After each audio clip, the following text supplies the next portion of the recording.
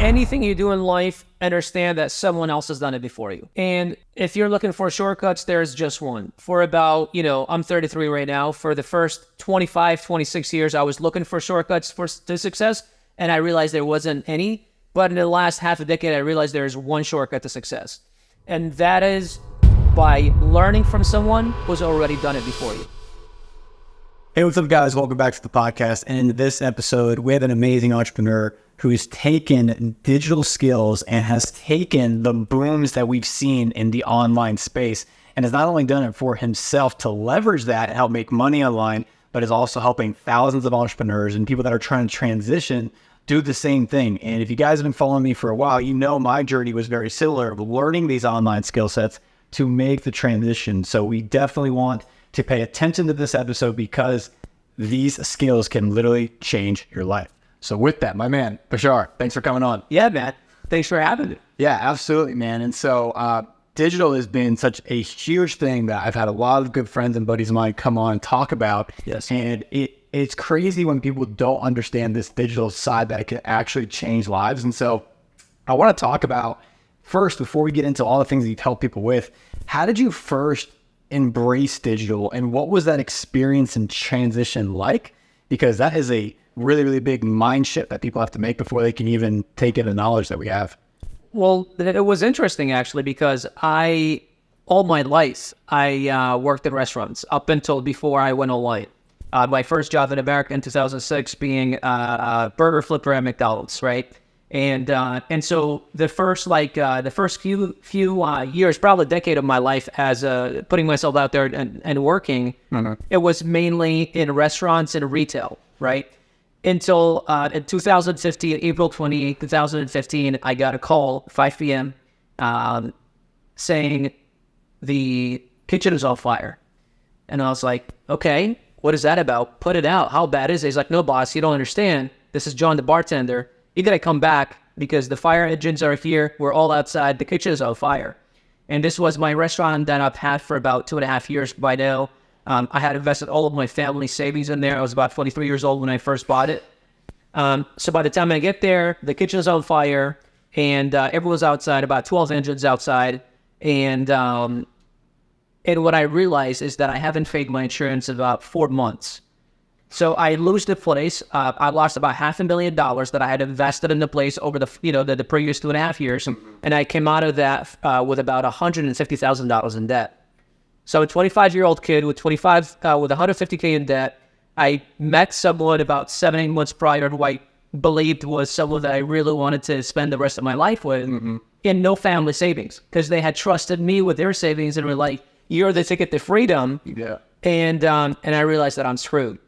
But I had two options at that point: either be the victim and say, "Why me?" or say, "Okay, well, what's the lesson learned here? Let me do something different." If that's when I met a friend from high school that told me he was, working from home. And I was like, working from home? What does that even mean? What is that all about? Went on to YouTube, started researching and came across a zillion things where the audience probably sees now when they go online. And it was just mind-boggled, not at the opportunity that was available, but at the what's the word that I'm looking for? The low barrier to entry. Because when I first started my restaurant, we invested $200,000 just to buy the place. Yeah. We had to, I had to physically be there. I was limited to the local people in that city, which was only about 50,000 people. And the room for growth wasn't there. I can grow it to, maybe a 6-figure a year business, but I couldn't go to 7, 8 or whatever else beyond that. I didn't even know that even existed, right? Let alone needing employees, needing all the things that traditional businesses require. So going to online and seeing the fact that not only can I make money from my phone, not only can I do it from anywhere in the world, not only the barrier to entry is so low in terms of investment, capital, everything else, to me was very shocking, and I've just been hooked for the last decade. Yeah, you made some great points there, and that's crazy that literally the timing of the fire happening and insurance being paid, I mean, that's a blessing and a curse in a way. Yeah. But it's the way that you responded first. Yes, hey, I can either be a victim or I can go find a different path or find a different route, which is the first thing is the mindset. Yes. But then second is, like you said, it's a low barrier to entry business. Correct. And really, it's just a knowledge gap between, the actual cost of the business, because there always is a cost, 100%. but it's not 200 grand to start your own Amazon business. It's not 200 grand to start an agency. It's nowhere near that. It's some skill sets, some knowledge, some courses, and that laptop. Yeah. And you can at least start.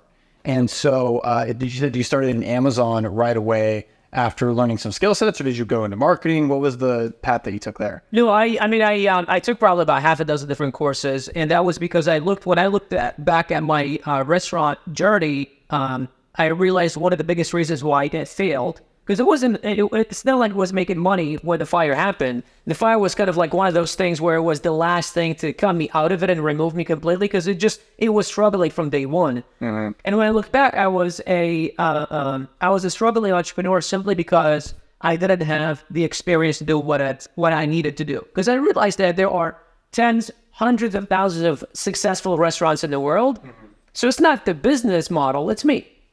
And I had too big of an ego to ask for help. And that's unfortunately what I've seen a lot of people do is, well, if you've been able to figure it out, I can figure it out on my own. I can do it by myself. And unfortunately, that just leads to bad decisions. I've done it many times, and it's always led to bad decisions. So I was like, all right, I'm not going to start anything unless I know exactly what I'm doing. And I can't do that unless I find someone who knows what they're doing and show me how it's done. Mm-hmm. And so I started taking courses. I started doing real estate wholesaling, trading stocks, affiliate marketing, and a few other things until I came across Amazon FBA. And that's when I realized, okay, the opportunity is large. I can do it from anywhere in the world. The barrier to entry is low. And, that's when I got started into it. That's awesome, man. That's a similar story, actually, how I kind of got started in online, too. I remember I made some money. I bought probably like 5 or 10 different courses on stocks, Ecom, private label Ecom. So I bought so many different courses to try and figure out which game to play. And I stumbled on Amazon as well. So were you doing FBA back then, or did you do FBM and dropshipping and arbitrage first? I did arbitrage. So that was kind of then, again, even lower barrier to entry. Yeah. I was the crazy guy, down the aisle at TJ Maxx and Home Goods, scanning products and then seeing how they, And I remember my first sale, waking up in the morning, seeing a $42.99 sale on my phone. That was probably the happiest I've felt, and I had felt at that point in years. Because not only, previous to that, I had to buy the food, prep the food, serve the customer, cleaning after them for us to make a $10 sale for a sandwich and a beer. Where here, I didn't touch the product, I didn't talk to the customer, I didn't do anything. And we were able to make a sale, So I was hooked. That's what I knew. I was like, all right, I can scale that. But then I was driving to different places every day, back in my car with a bunch of stuff. And I realized that wasn't scale. Yeah. After about 6 months is when we stumbled upon private label FBA, which is what we do now. So we go directly to manufacturers. We find a product that has demand on Amazon. Mm-hmm. We create our own differentiation of it. We create our own brand. Manufacturers ship directly to Amazon's warehouses where they store the product, fulfill the orders, do customer service. So, we're selling, tens of thousands of units per month at this point. Mm-hmm. And I have 0 Amazon boxes in my house. Well, except the ones that my wife orders every other day. So, yeah, those definitely stack up for 100%. Sure. For sure. So that's an interesting transition. I think most retail arbitrage people, they go this route because for those that maybe don't know, retail arbitrage, you're buying, let's say, Nike shoes at Dross or TJ Maxx or Marshalls, and you're selling them on Amazon or whatever platform, and the spread of those 2 distribution channels is what you're making. So if you bought it for $50 and you sold it for $100, after all the fees, you make maybe $30 from doing that. And so doing that over and over, you kind of have that inventory in your car, in your garage, and it kind of stacks up if you're trying to scale that. And so the problem is, like you said, is that's a lot of labor of finding and sourcing your products by going to every Marshalls or going to every Kohl's or whatever to get those products just to flip them online, and then switching to a different model where the demand is there and the money is made on the purchasing of products and the bulk of products. Correct. And that's where we play as well now upon my companies, but it's such a more lucrative model in my opinion because you make money on the buy. Just like if you get the way I compare it, it's like if you get a share of a stock super early on, and it's going to IPO, you already know that there's going to be some upside and some margin intact. It may fluctuate, but that product is going to sell based off of you choosing the right product. So that's kind of the model overall, just for those that are maybe aren't ecom savvy and don't know what's going on. But let's talk about that FBA and private label model. When should people jump into that, in your opinion? Because you came from the lowest barrier to entry side, and so did I, of ecom. When should someone make the jump, in your opinion? Well, unfortunately, some people never make the jump. And that's the thing. It's like, if you do start with the arbitrage and all that stuff, you do want to make the jump because, as you said, it's not easily scalable, you know?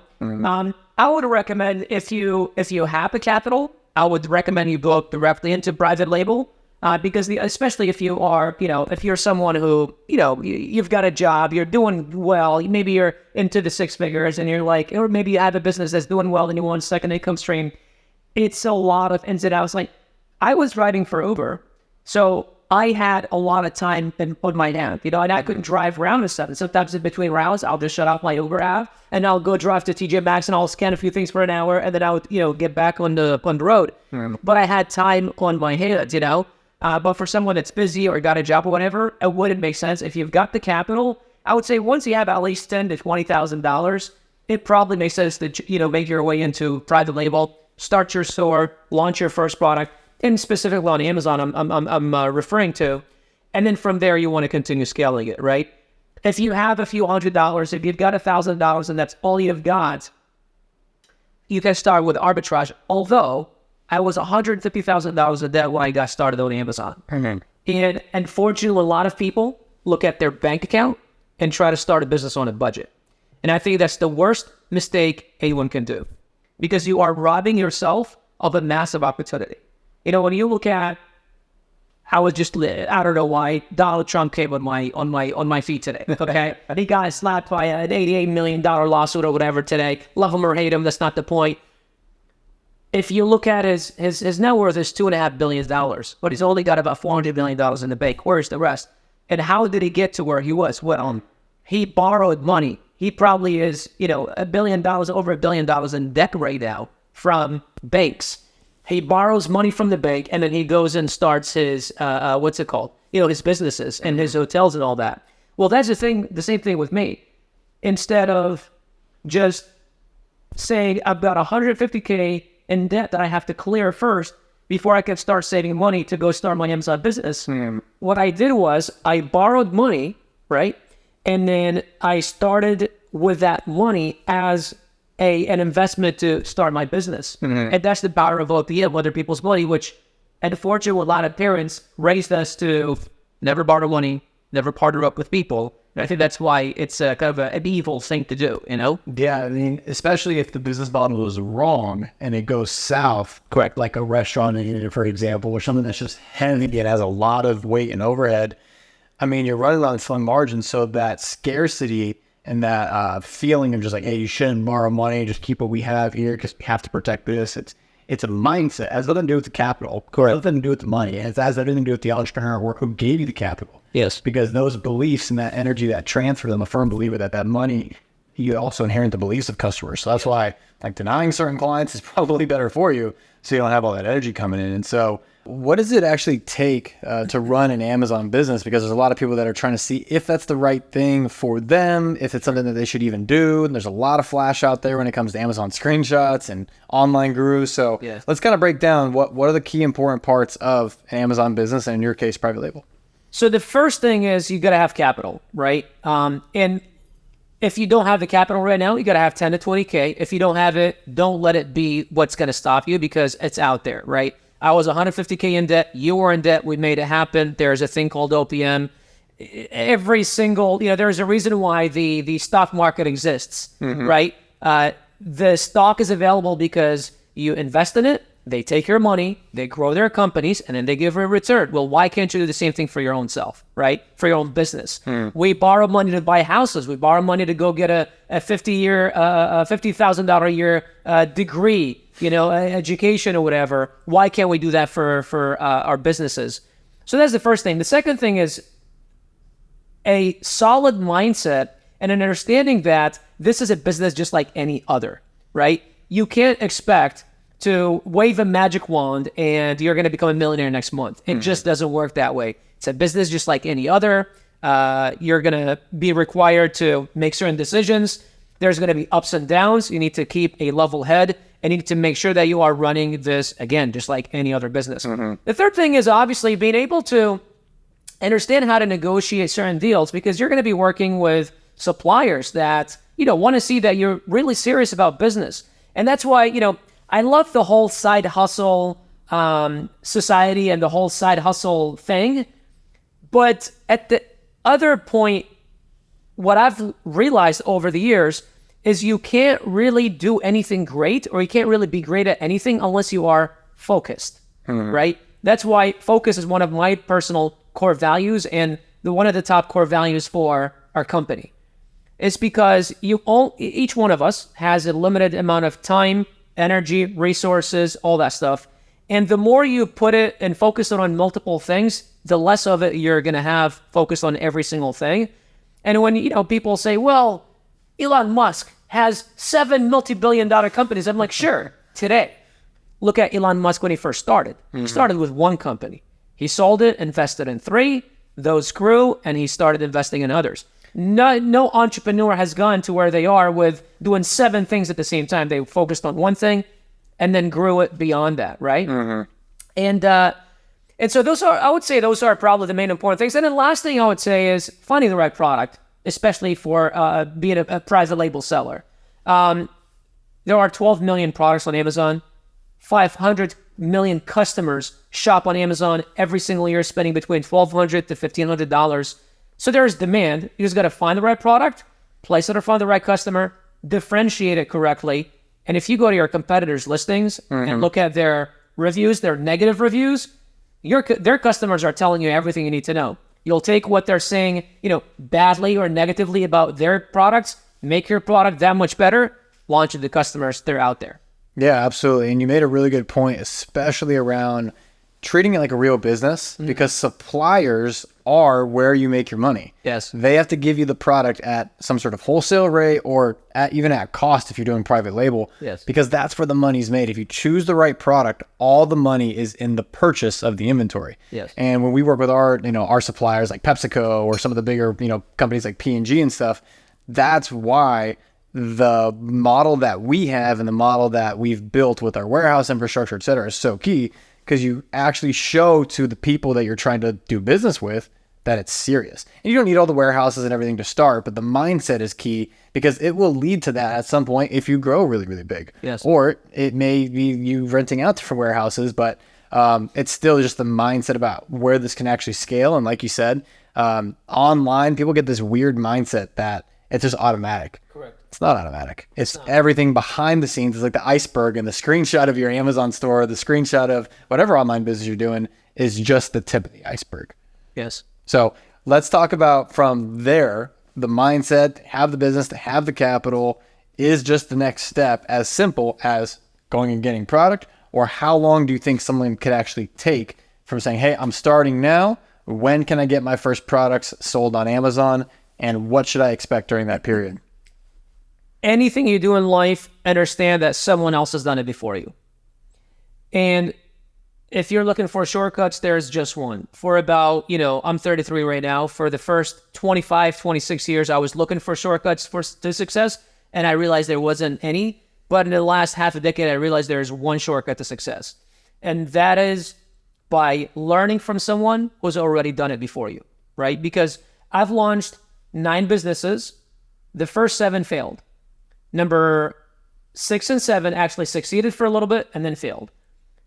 All the first 7 were done by me observing and then trying to do it by myself. Number 8 succeeded and is still successful. Number 9 succeeded and is still successful, simply because I tapped into someone else's knowledge, and I continue to tap into other people's knowledge that are way ahead of me and learning from their mistakes. Because I heard a quote by Warren Buffett a few years ago. He said, a smart man learns from his mistakes, but a wise man learns from other people's mistakes. And I just realized that, many times it's taken me to make the mistake twice for me to learn from it. I'm like, all right, so I'm not smart, I'm not wise. Okay, what's going on here, But now I make it a point. It's like, I'm trying to do this. Who's the best at this in the world? I don't care what it costs. Let me pay them. Because I know the ROI is there. I've done it in the past. Last year alone, we invested over $600,000 in courses, masterminds, mentors, coaches, all that stuff, just because I know the ROI is massive. So I would say that's the first step. Whatever you're trying to do, Amazon FBA, trying to start a podcast, I don't care what it is, find someone who knows what they're doing, invest, okay? That's the first thing. The second thing I would say, yes, it's going to be, really listening to their advice, because I've done it many times and I've seen many people do it. We'll start listening to someone and then ego gets in the way or some other stuff gets in the way, and then we stop listening to them. Yeah. Well, I know how to do it. Okay, yeah, sure, but you know what? I could probably do it better. I can't tell you how many times I've paid tens of thousands of dollars, upwards of $25,000 an hour to sit in front of someone, ask them questions, give me something, go back and not do it because I know how to do it better than them. And then 6 months, 12 months later, I'm like, well, shit, should I just listen to what they said? I paid them. Yeah. Obviously, at some point, I thought they know better than me. Why didn't I just listen to them? Yeah, and it's something that's really funny because I've gone down the same journey. I've spent over $500,000 in courses, consulting, masterminds, etc. And you may not see how that fits in your leverage now, but like you said, when you're building a business, the growth is coming, the intention is there. That same the same theory or the same philosophy that they gave you, you will catch up to it because if they're ahead of you, you're going to grow into their philosophy. 100%. And the philosophy of what you can deploy through your team, through your leverage, is what makes it valuable, even if it doesn't apply now. Yeah. So I'm a huge believer in studying people that have done it before me, done it in even different industries, because business to a degree has very similar fundamentals. And people go through the same alchemy of, hey, our cash flows were tight. What do we do in this situation to fix our marketing? Or what do we do to reduce cost on this side of our business? Like there's all these different nuances to different businesses, but the philosophies roll up. And that's why when you see Bill Gates say something like you just mentioned, or other entrepreneurs say something that's timeless, it's because it sits atop all of the activity, and that's a guiding principle. Yes. And I love, reading books. I mean, the library is awesome over here. Yeah. I was looking at some books. I'm like, oh, I love that. Yeah, man. I love it. I love it just because who am I to, I'm just programmed. I'm a software. At the end of the day, we're all software. We get installed the OS by the people that we listen to, the books that we buy, the courses that we have, and really our ego is like trying to hold on to the prior software. Yes. Like obviously that software isn't getting you to where you want to go. Yes. How about we just update it? That's all. Update it over time. See, it's you know what it is? It's because our brains are designed. So our brains have a negativity bias, and because they don't like change. Our brains are thousands of years old, millions of years old, depends on what you believe in. And they are designed to keep us safe, to protect us, because out in when we were cavemen, we were out in the wild, right? And it was about either kill or get killed. So our brains had to be on alert 24/7, and they had to be always looking out for, is there a tiger coming this way? Is there, you know what I mean? Yeah. But the problem is, because our brains are wired that way, like that's why whenever we see something, we're always pointing out the negative. The first thing we, see a success story, it's like, well, he probably got handed, $500,000. Well, probably got this or probably got that. Yeah. It's not because we're bad people. That's just how our brains are wired. Our brains have a negativity bias. And unless we rewire our brain, that negativity bias will take over our lives, right? And we'll always look for the negative. And what you look for, you find. What you focus on grows, right? And so that's why it's really important for anyone listening right now is to rewire your brain and say, how can I see the positive in everything? And how can I, especially as I mentioned earlier, remove my ego from the equation? Because if I am paying someone to listen to their advice and that knows what they're doing, let me just listen to it. Let me actually just do it instead of jumping in the middle and then trying to, say, no, I know better. I shouldn't do this or I should do this. Because as an entrepreneur, you are going to have obstacles. As an entrepreneur, you are going to be faced with, with a lot of situations where you're not going to be able to, you're going to not know where to go, left or right. And your brain is probably going to tell you, don't do this. Don't make this change. Stay where you are. But you have to come in and override that and say, no, the prosperity is on the other line, is on the other side of comfort. Prosperity is on the other side of change. I must change in order for me to see what's on the other side and experience what's on the other side. Otherwise, if you stay where you are, nothing's going to happen. Yeah, absolutely. And dude, one of the things that you pointed on was the duality of being able to choose what you're being fed and choose what you're listening to, while also denying the beliefs that aren't attributing to what you actually want. Yes. So it's actually a double-edged sword where, hey, I want to go learn a new skill set. The best way to actually grow is to first remove things. The fast way to make a Ferrari go faster is to remove stuff from the frunk. Yes. Like take old programming out, take old beliefs out, replace them with new. And that's why when you hear entrepreneurs and they're just in philosophy world or talking about concepts, is because these core beliefs are guarded. And the Bible says that your mind is like a garden. It's a mental factory that whatever you put in, you're going to produce out. Correct. As you know, within the heart, the mouth speaks, right? So these are all biblical principles. They're all tried and true, ancient principles. Like it's just in this digital era, there's so much information. And so what would you say to people that, have heard of the Amazon thing or even just online skills and courses overall? What would you say is probably the best way to vet someone that's not only credible, but that can actually help them get to the next stage that they want to go to? What would you say? So I have this thing that I call the discovery phase. You first want to find out if this thing is the thing that you want to do. And then within that, you'll figure out who you want to listen to. So first, what you want to do is you want to spend at least 2 to 3 months. And yes, this is a 3 to 6 month process because anything great doesn't happen overnight. So you want to spend at least 1 to 2 months listening, pretty much searching for everything that's out there, right? And making a short list of 5 to 10 things that you might be interested in and just simply search for everything. The second step would be come up with the top 3 things that you feel like, okay, I see myself doing these things. So after you come up with about 5 to 10 things, you want to bring down your list about 3 things. And then the third step would be finding 2 to 3 people in each one of those 3 things and follow these people for 2 to 3 months. And sit and listen to what they're saying, right? And see which one of these different skills or different people you can resonate with. And then what you want to do is you want to remove everything and you want to pick one person. But before you do that, you want to ask yourself these 2 questions. Number 1, do I see myself doing this one thing for the next 1 to 2 years? Minimum 1 to 2 years. It's not 2 months, not 6 months. It's not what, I call them Lambo gurus tell you on Instagram. It takes long, okay? Do I see myself committing to this one thing for at least 1 to 2 years? Minimum. If the answer is yes, go to question number 2. If after 1 to 2 years, this goes nowhere, and trust and know that there's a possibility that it might go nowhere. Again, Amazon or not Amazon, it doesn't matter. After 1 to 2 years, if this goes nowhere, will I regret having started this thing? If the answer is no, I won't regret it, then you have found the right thing. If the answer is yes, I will regret having wasted 1 to 2 years, then you want to go back to the drawing board. And once you have answered yes to the first question, no to the second question, then you want to find the one person, and then I say focus, and that stands for focus on one course until successful. And just stick to it for the 2 years.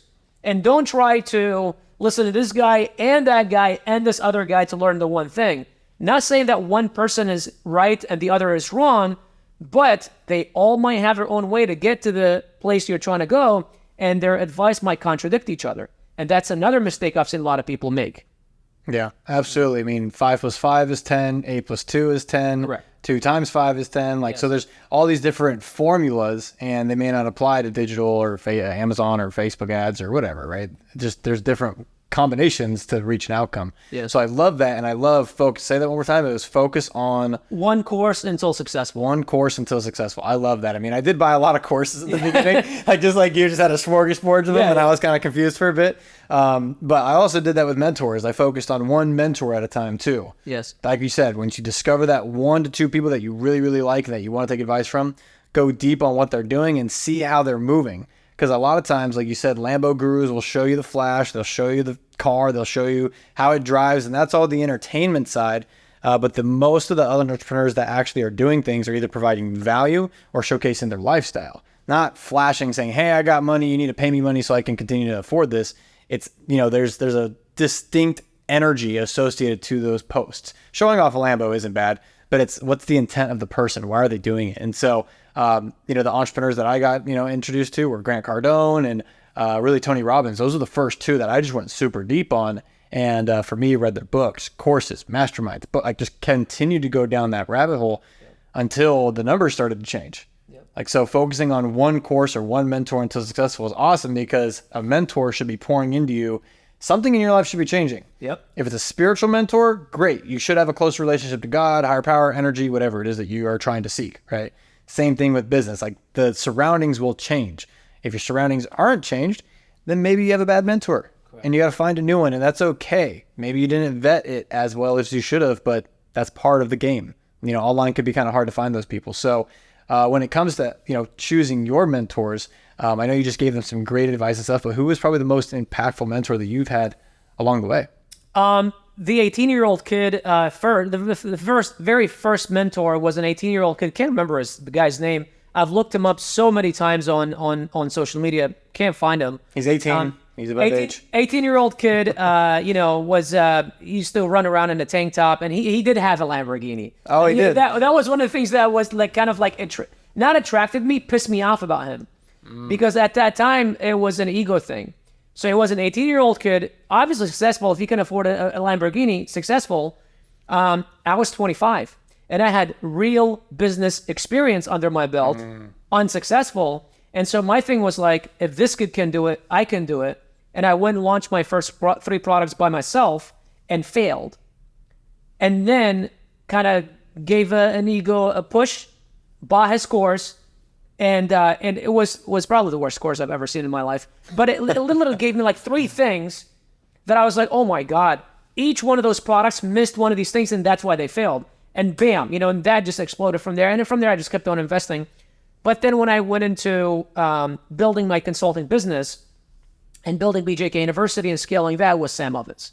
Since then, I mean, I've probably invested nearly $750,000 since Sam Ovens, but Sam Ovens has made the biggest impact into my business. And that's why now I'm, besides recently Alex Hermosi, I was the largest investor in school. Nice. I was like, yeah, I've made most of my money because of you. You're trying to build this thing. I'm an investor. We use the product. It's an amazing product. I'm investing in you, not necessarily the platform, but the platform is amazing. Yeah. But that's one person that until now, I seek as advice. So have you met Hermosi yet? Because he's also invested in school? I haven't met him in person. I'm flying over to his thing in 2 weeks. Oh, awesome. Yeah. Awesome. Are you going to get you already have this mustache. I do have the mustache. You should get the tank top and just show up with it. Well, I need a few pounds here before I do that, Maybe he can help you out. Yeah, I know, right? You'll give him the mustache tips. He'll give you the juice or whatever he's on. I don't know. Yeah. No, he's a great dude. I love Hermosi. And he's actually probably one of the first direct response marketers outside of Russell Brunson that really started to make that marketing lead gen sexy again. Because Russell was that entrepreneur that changed my life. Once I understood funnels, I was like, oh, this all makes sense. Yes. That's why this opt-in funnel, that's what happened when I bought this course. Like, now I get it. It's the plan. It's the actions. But like you said, investing in that first mentor makes the biggest difference, because that's when you have nothing, or you at least have a low level of income. And then when that jumps, you're like, whoa, that big first jump from, 10K to 100K is like awesome. Or if it's 0 to 10K, dude, that's even better because you were at 0, right? And the skills will compound. And so that first mentor is key. That first mentor does make the biggest impact. That's why I love asking entrepreneurs. It's like, who was that for you? Because there had to be someone that had that first emotional imprint in you that keeps you going nowadays. And so what is that why that keeps you going after you've made millions of dollars and stuff? It's different for every entrepreneur. Could be legacy, could be family. But I'm curious to hear, what is the why for you that continues to keep you pushing and also helping people with the diversity of the university that you're building? I love the question. And I don't know why I didn't say that when you said, what is the first thing that someone should do? Because I almost always say this. And for whatever reason, I didn't. But I'm glad you asked it. It start with why. The one thing that I realized, so Tony Robbins talks about this, there is 2 forces to keep you going in life. There is the push and there is the pull. So the push is you're motivated. You are motivating yourself. You have a mentor. You have something in life that happens. Maybe it's a crisis that motivates you, whatever it is, and you're pushing. You're trying to accomplish something.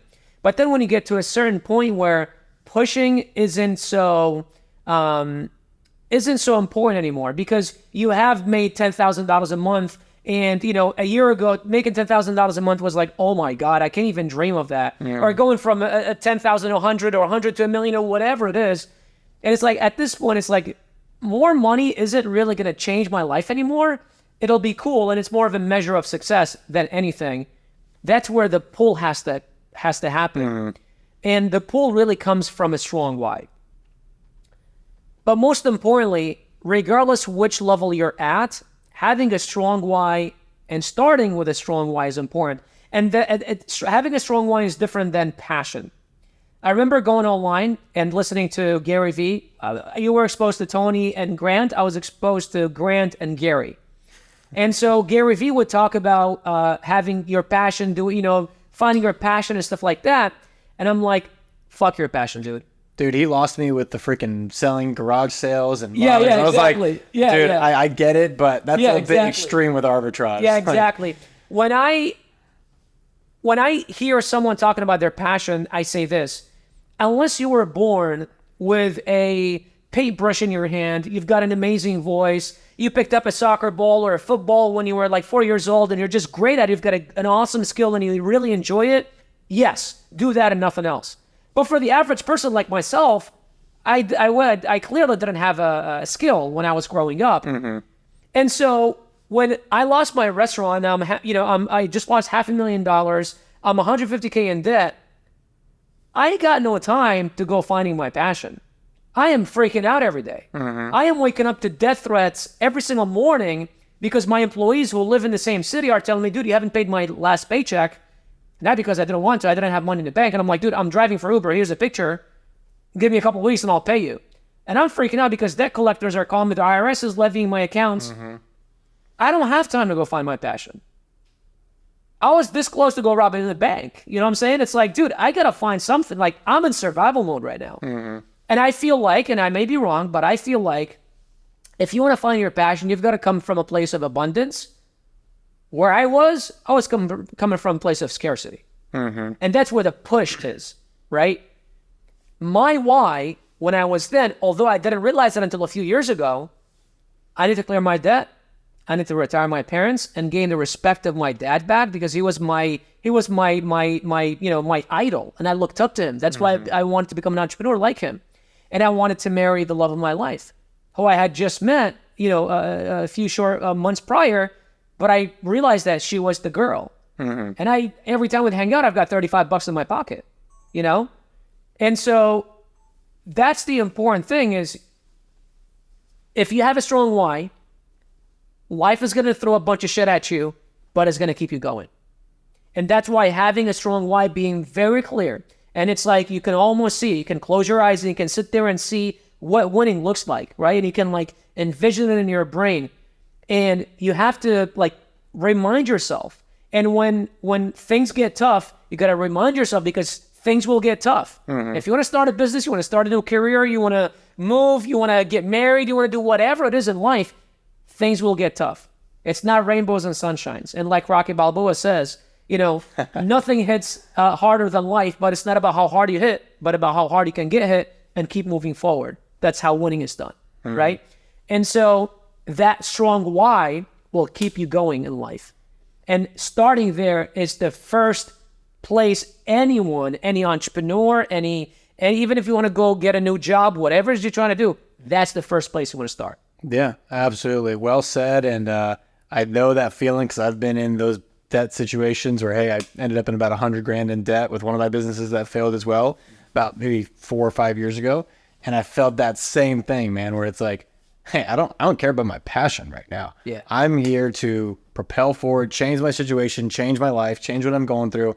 And when you get that clear, and unfortunately, I mean, we had to end up in debt to figure that out, but I think there has to be some sort of setback to get that clarity.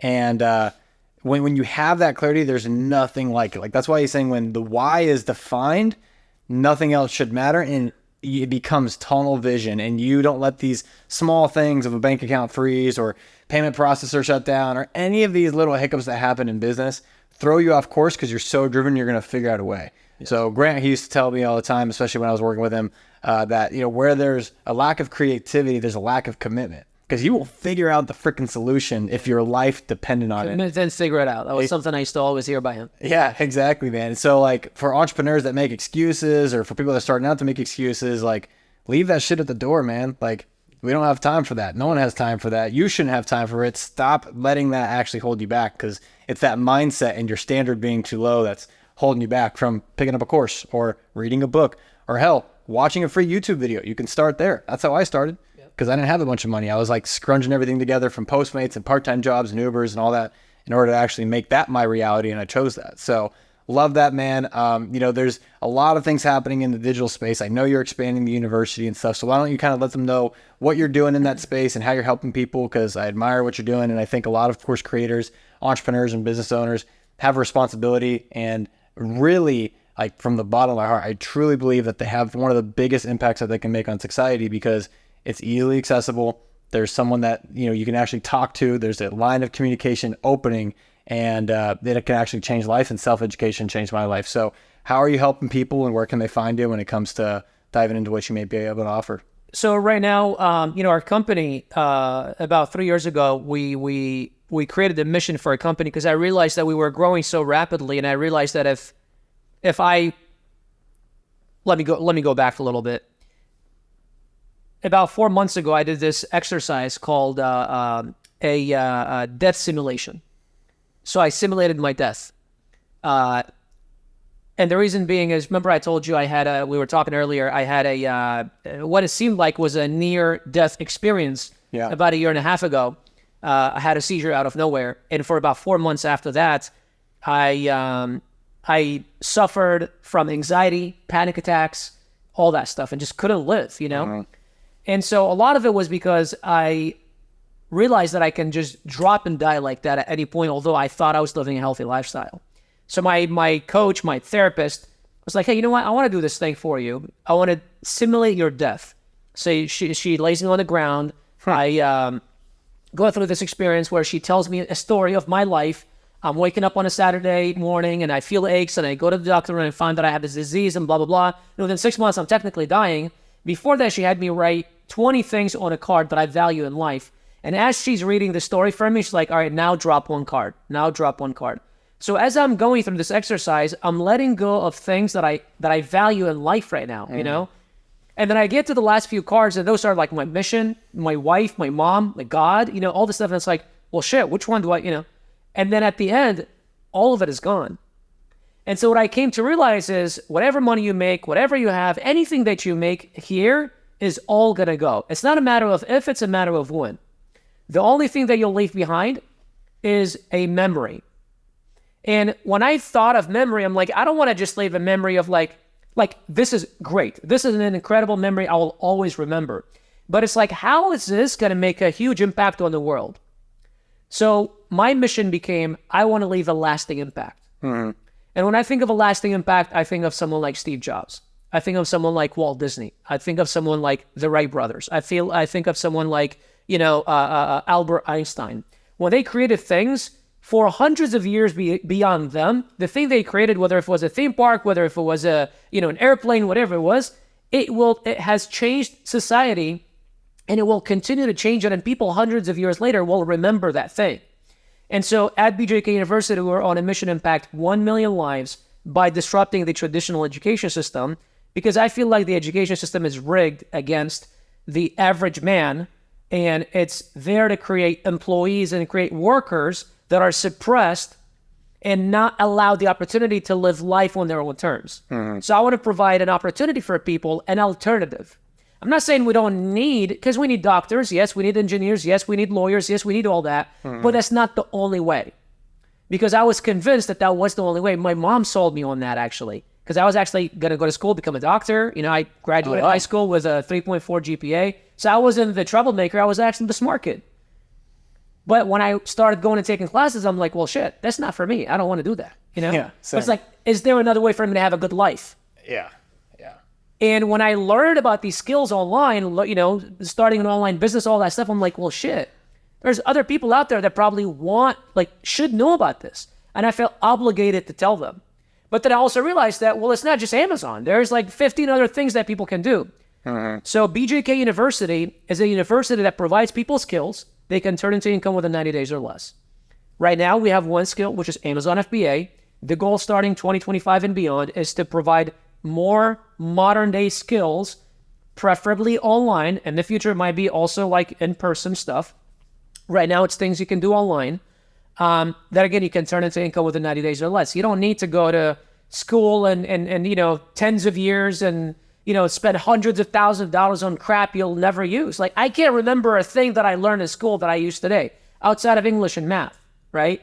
It's like, but why did I have to go to school for God knows how long for me to learn these things? Dude, you know what's crazy, man? They're robbing people of their money, but then also their time. Yes. It doesn't take that long. Maybe for a doctor or lawyer, yeah, because there's a lot of bodies of work they have to study. Sure. But for most degrees, business, you can learn more in 90 days through a course and then applying it for 6 months and learn in that 9 month to a year period of time than spending 4 years studying what? Business fucking admin? Correct. Like, no, you're going to learn about administration. That doesn't do anything. That doesn't make any money. So I love what you're up to, man. I think it's really cool. And a lot of entrepreneurs in the space that have made money, that have made multiple 7, even multiple 8 figures, are in this mode of giving back. And I love it because I think it's our duty to give back to people, help inspire the next generation, but then also, like you said, make that lasting impact. So that way that this video content, the stuff that we're actually doing even matters in the world, So where can they find you? We're going to link stuff in the description, but where can they, find you on Instagram or any other place? I mean, you guys can go to Instagram and go to Bashar Katou, but we kind of did a thing where we created like a page where that has like different things for people. So if you guys go to bjkpodcast.com, there's like a bunch of different, tutorials, free tutorials, just gifts from us to you guys for free that you guys can watch and learn more about what we're doing, what we're up to, and how you guys can get involved as well. So awesome, man. Well, there you have it, guys. My man Bashar giving some great value. If you do like this episode, go ahead and share it with a fellow entrepreneur or someone that's trying to jump into entrepreneurship so they can start adapting modern skill sets so that way they can live the modern way and live in the modern day era. So go ahead and like and subscribe, and we'll see you in the next episode. Peace. Hey, if you like this video, go ahead and hit like and subscribe. But if you are interested in Amazon and you don't really want to run the day-to-day of Amazon, I actually have a company called Automated Retail Commerce where we help our clients actually have an Amazon business without having to do the day-to-day. So there's going to be a link in the description that you can go ahead and hit. It's called automatedretailcommerce.com. You can speak to one of my team members to see if it is a good fit for you, but basically we do everything A to Z, from product selection, product sourcing, customer service, and actually doing the order management to help grow and scale your Amazon storefront. So go ahead and hit the link in the description. But if you did like this video, go ahead and like and subscribe, and I'll see you in the next video.